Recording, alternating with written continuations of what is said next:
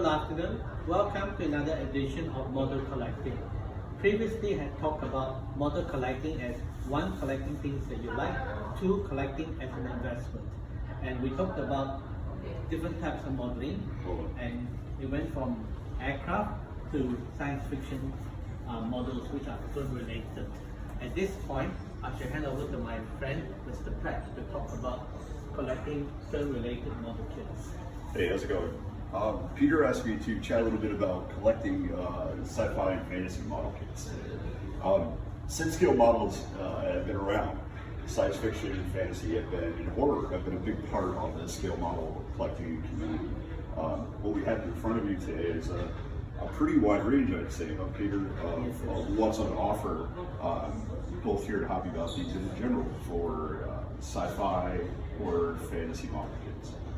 So, obviously, the biggest franchises you'll see the most of. So Star Trek, Star Wars, any kind of movie type, you'll see a lot of model kits, and it offers collectors a wide range of places to start that are easy on the pocket and look really great if they're going to put together. And yeah, I mean, you got various things like latest film being the James Bond, and currently you got the Mandalorian, which is like your Boba Fett. Right.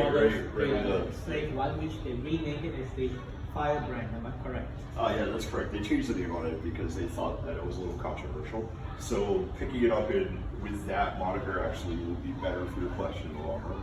With the popularity of the Book of Boba Fett and the Mandalorian, you're going to see a lot of these prices on the early Star Wars kits and some of the rarer newer ones go up if you're collecting for value. So that's very good.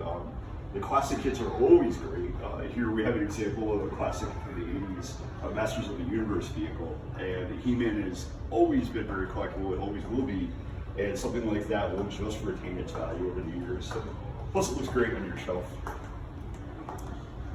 And the items like the James Bond is an evergreen. So like here we have the Toyota 2000 GT, and with the latest James Bond and the last film by Daniel Craig of No Time to Die, Right. all the current related stuff basically are mainly like scale electric. The Aston Martin DB5 and the Vantage will be collectible in time, as with all those under his